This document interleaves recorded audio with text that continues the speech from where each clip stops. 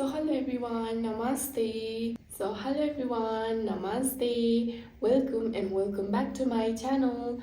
र म चाहिँ आज नर्मल्ली डेली भ्लग लाउँथेँ तर अहिले चाहिँ म चाहिँ अब डेली पनि तपाईँलाई त्यही रुमहरुको कति पनि देखाउनु भनेर चाहिँ आज चाहिँ म मुकबाङ पनि गर्न गइरहेको छु। मैले चाहिँ मुकबाङमा चाहिँ आज युट्युबियम रामेन दुईटा लिएको छु अनि कर्न पनि लिएको छु उसिनेर हैन अनि आलु पनि लिएको छु। आलु चाहिँ कतिवटा चारवटा रहेछ अनि अन्डा चाहिँ दुईटा लिएको छु। सो मलाई चाहिँ यो कर्नमा चाहिँ यो कर्न चाहिँ उसिनेर हैन यो सुपमा हालेको चाहिँ एकदम मन पर्छ। सो आज म चाहिँ त्यसरी नै गरेर खान गइरहेको छु। ल म खाएँ त है।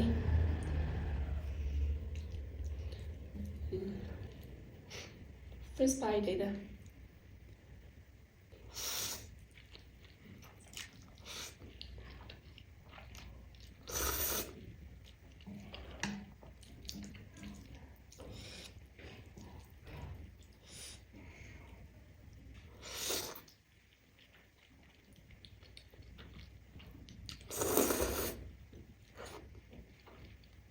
Também.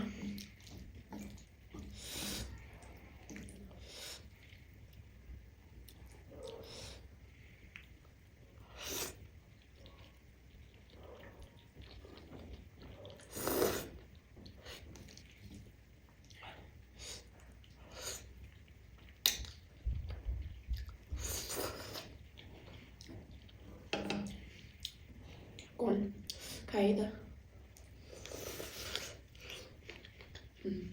Nóng miếng rồi súp xong rồi. म चाहिँ पहिलादेखि यसरी खाँदै साह्रै मनपर्छ।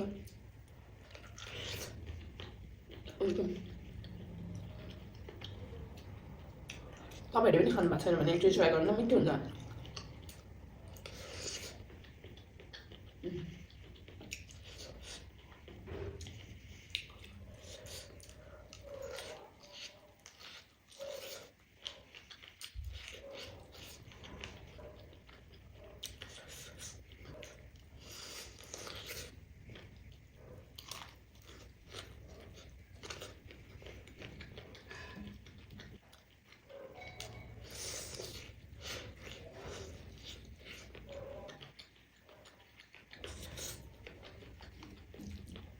Mami.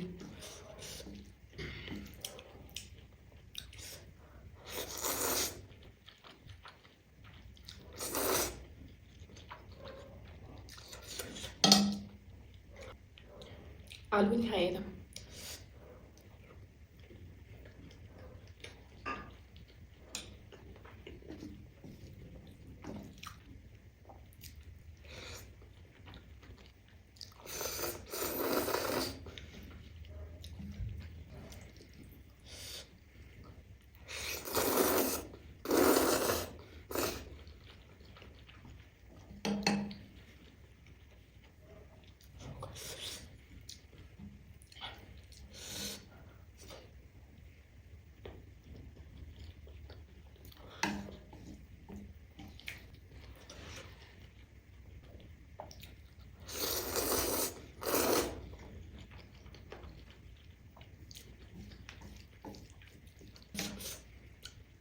अन्डा नि खाएँ त।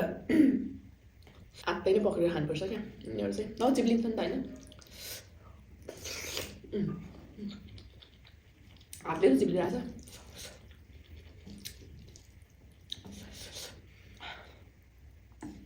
यस्तो गरेर खाइदिउँ ल।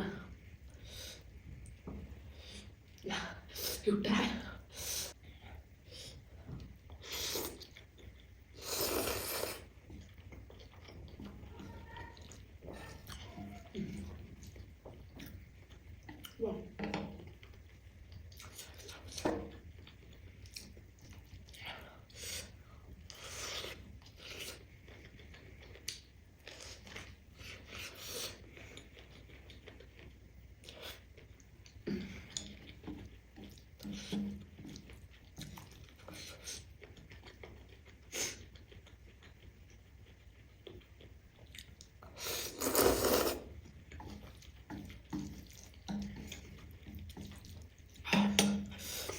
दामी मिठो।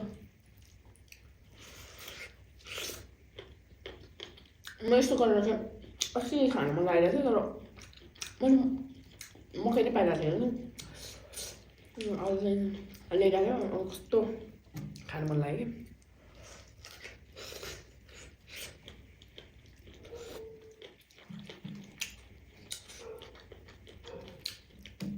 कि यो चाहिँ पहिला मुकबाङरहरूले चाहिँ होइन भिडियो हेर्दाखेरि खाएको देखेँ अनि मैले पनि ट्राई गरेको कस्तो मिठो लाग्यो त्यहाँदेखि मैले सिकेको कि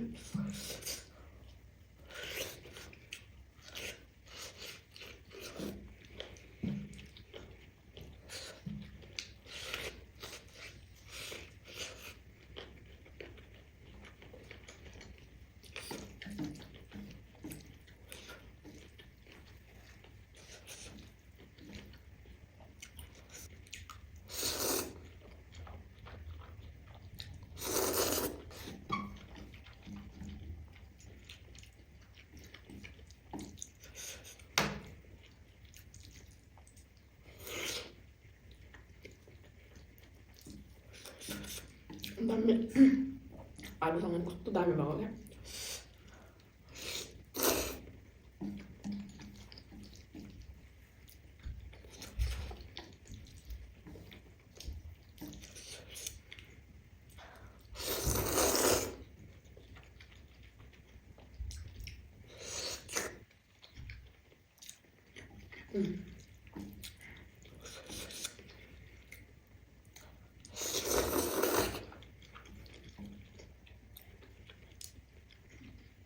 कस्तो दामी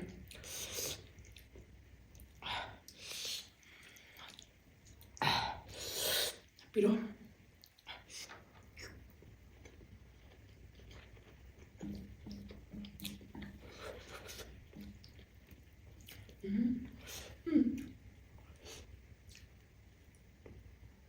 तँ छिट्यो क्या मलाई धन्न आँखामा लागेन पहिला मात्रै लाग्यो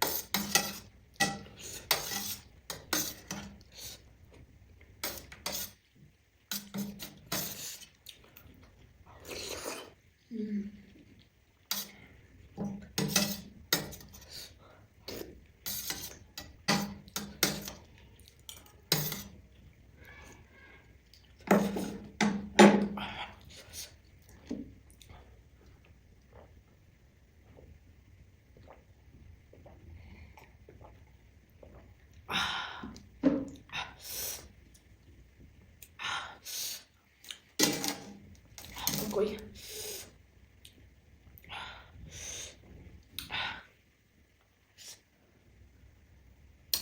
मासु त खाँदैन कस्तो अड्काउ पिरो भयो म पिरो चाहिँ अलिक खान सक्दिनँ कि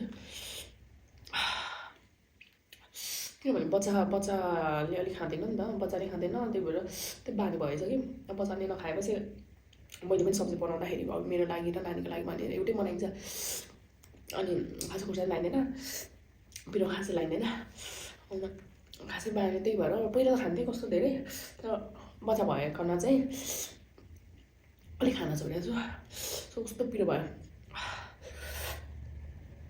अम्म उठेपट्टि भयो त ल अब चाहिँ यति नै है त सो खाइ पनि सक्यो पिरोले कस्तो भयो यस्तो पिरो खानै सक्दिनँ म चाहिँ है सो मेरो भिडियो हेरेर चाहिँ अब लाइक कमेन्ट सेयर गरिदिनु होला र मेरो च्यानल चाहिँ नयाँ छ नि त त्यही भएर तपाईँहरूले सब्सक्राइब प्लिज गरिदिनु होला भन्दै आजको लागि चाहिँ बाई बाई।